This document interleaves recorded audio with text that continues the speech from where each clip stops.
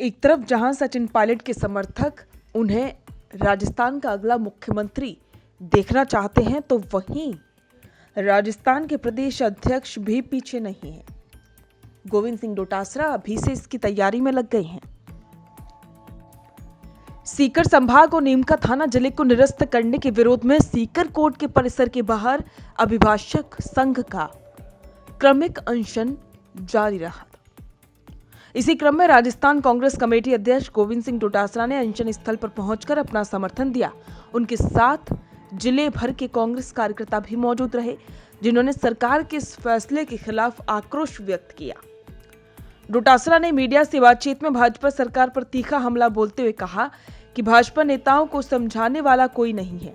उन्होंने कहा कि अक्ल मोल नहीं मिलती, ये खुद में होती है, लेकिन भाजपा सरकार में इसे काम में लेने वाला कोई भी नहीं है। उन्होंने सरकार को पर्चियों से बनी हुई सरकार करार दिया और कहा कि यही वजह है कि भाजपा सरकार प्रशासनिक फैसलों में असमंजस की स्थिति में है। उन्होंने आरोप लगाया कि भजनलाल सरकार निकाय और पंचायत चुनाव समय पर नहीं करवाना चाहती, ताकि जनता का सामना करने से बच सके। इसके अलावा कैबिनेट मंत्री किरोड़ीलाल मीणा की फोन टैपिंग वाले बयान पर प्रतिक्रिया देते हुए डोटासरा ने कहा कि सरकार नाम की कोई चीज दिख नहीं रही।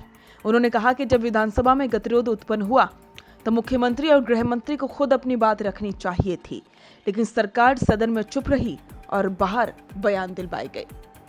सीकर के मास्टर प्लान और नगर निगम के मुद्दे पर डोटासरा ने राज्य सरकार को घेरते हुए कहा कि यूडीएच मंत्री खुद सीकर जिले के हैं, लेकिन उन्होंने अब तक ना तो मास्टर प्लान पर कोई काम किया और ना ही नगर निगम की प्रक्रिया को आगे बढ़ाया।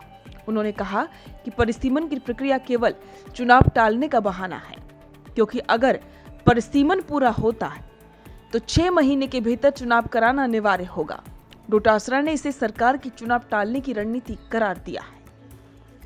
सीकर संभाग और नीमका थाना जिला निरस्त करने के मुद्दे पर उन्होंने ये भी कहा कि कांग्रेस सरकार ने जनता को राहत देने के लिए 17 नए जिले और 3 संभाग बनाए थे, लेकिन भाजपा सरकार ने सत्ता में आते ही बिना किसी ठोस तर्क के इन्हें खत्म कर दिया।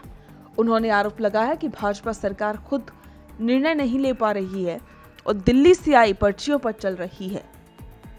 डोटासरा ने आश्वासन दिया कि यदि कांग्रेस सत्ता में आती है तो कैबिनेट की पहली बैठक में सीकर संभाग और नीमका थाना जिले को बहाल किया जाएगा। इस दौरान बड़ी संख्या में अभिभाषक संघ के पदाधिकारी, अधिवक्ता और कांग्रेस कार्यकर्ता मौजूद थे। इससे एक बात तो साफ है कि कहीं ना कहीं गोविंद सिंह डोटासरा ये उम्मीद लगाए बैठे हैं कि अगला मुख्यमंत्री का फेस वही होंगे, लेकिन सचिन पायलट के कार्यकर्ता, उनके समर्थक अब पीछे नहीं हैं। अब किसी भी हालत में वो सचिन पायलट के अलावा किसी और को सीएम फेस नहीं बनने देंगे।